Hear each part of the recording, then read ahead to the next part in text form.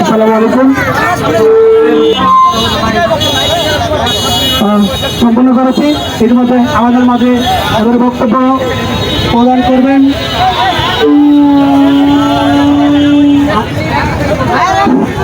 মেয়েদের পক্ষ থেকে যদি কেউ স্বেচ্ছায় বক্তব্য দেওয়ার জন্য প্রস্তুত থাকে তো আমাদের সামনে।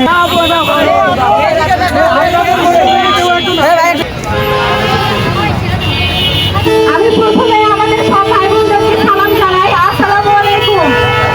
আমাদের এই ধর্ষণ দেখার জন্য আমরা এই বোনেরা যে ভয়ে ভয়ে রাস্তা পার হই, সেটা কি এই ধর্ষণ দেখার জন্য? আমরা নিজেরা কখনো কোনো সাহস নিয়ে বাইরে বের হতে পারি না।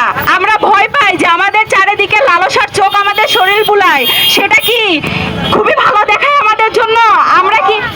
আমরা কি স্বাধীনভাবে রাস্তাঘাট চলাচল করতে পারবো না? এই ভাইয়েরা কি আমাদের সহযোগিতা করবে না?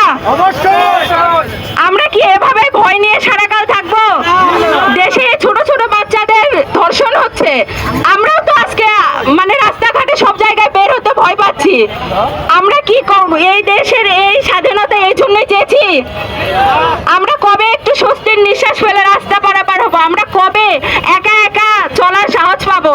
আমাদের এই তরুণ ভাইদের জানাতে চাই, বলতে চাই, তোমরা কি পারবে না এই বোনদের জন্য এই ধর্ষণ এই দেশ থেকে বিরত করতে?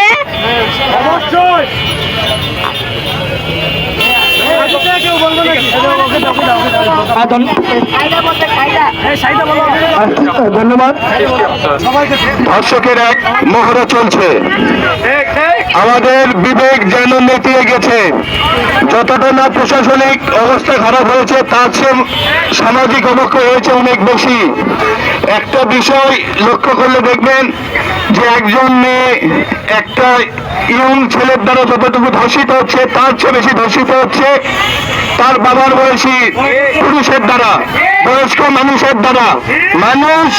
মানুষের বিবেক কোথায় গেলে? সৎ বাবার দ্বারা সৎ মেয়ে ধর্ষিত হয়, চাচার দ্বারা ভাতিজি ধর্ষিত হয়, দুলা ভাইয়ের দ্বারা শালিকা ধর্ষিত হয়, বোনের শ্বশুরের দ্বারা আজকে আসিয়া ধর্ষিত, সে মৃত্যুর সাথে পাঞ্জা লড়ছে।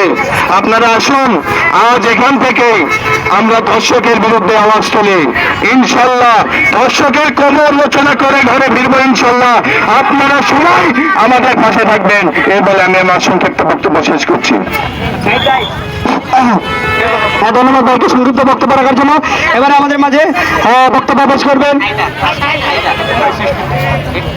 আচ্ছা, এবারে আমাদের মাঝে বক্তব্য পেশ করবেন আমাদের অন্যতম আমাদের সহযোগিতা জনাব আসিয়া আপুকে সংক্ষিপ্ত বক্তব্য রাখার জন্য, সাইদা আপু সংক্ষিপ্ত বক্তব্য রাখার জন্য অনুরোধ করতেছি। আসসালামু আলাইকুম। বর্তমান যুগে ধর্ষকের কাছ থেকে নারী, পুরুষ, শিশু, বৃদ্ধ, বয়স্ক, মহিলা কেউ নিরাপদ না। ধর্ষককে নারী হিসেবে, পুরুষ হিসেবে, ক্ষমতাশীল হিসেবে দেখা বন্ধ করে যতদিন না শুধুমাত্র ধর্ষক এবং অপরাধী হিসেবে দেখা শুরু হবে, ততদিন না ভারতে, বাংলাদেশে, চায়নায় কোনো জায়গায় ধর্ষকের বিচার হবে না। ধর্ষকের সর্বোচ্চ শাস্তি দেওয়া আছে মৃত্যুদণ্ড। আপনারা একটু বলেন, দেশে কবে ধর্ষক অপরাধের জন্য মৃত্যুদণ্ড দেওয়া হয়েছে?